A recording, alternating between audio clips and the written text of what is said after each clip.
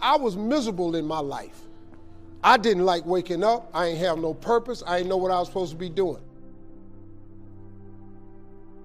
On October 8th, 1985, I walked in a comedy club for the first time, signed up for the following week. The following week, a girl took me down there. She said, "You got to go to comedy club. You're the funniest person I've ever met."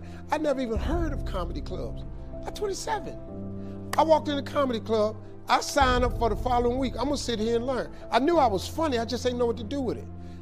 They had 10 acts go up. 9 of them went up. I didn't laugh at one joke. I was just sitting there just, man, I wish that was me. Man, they should have said this. Every joke they told, I knew the punchline before they said it, and I wrote a better punchline in my mind, what they should have said. It got to guy number 10, they called his name, he wasn't there. They said, well, he's not here, we're gonna go to next week's list. Steve Harvey, where are you? Long story short, I won amateur night that night. I won $50. It was a 45-minute drive to my house with this girl named Gladys. I cried 45 minutes. She said, "What you crying for? It ain't but $50. I said, no, you don't even understand. I was born tonight. I now know what I'm supposed to do. I went to work the next day, October 9th, and quit my job. With $50, I had nothing. I just never gave up. I'm gonna tell you something. That decision cost me everything I had. I lost everything. I lost my family.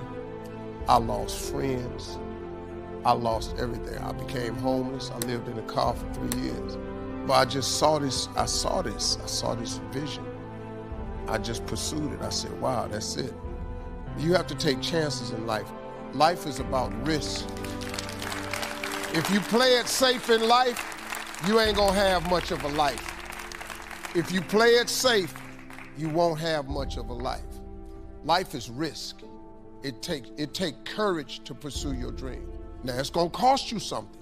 Most people are not willing to pay what it costs to go after your dream, because you're gonna have to hurt a little bit. And most people don't like being uncomfortable. If you don't wanna be uncomfortable, please do not pursue success, because success is a very uncomfortable feeling. And I just learned to be comfortable being uncomfortable. Life is hard.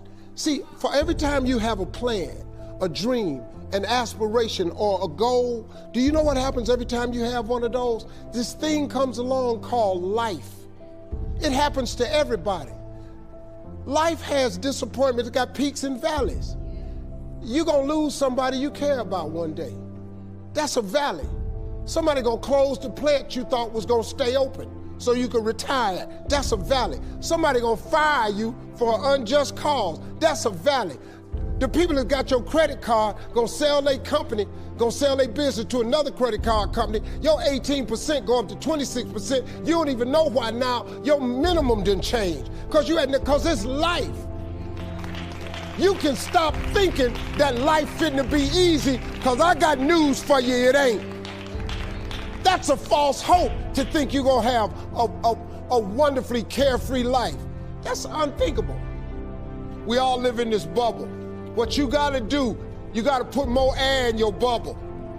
You got to blow your bubble up. Expand yourself.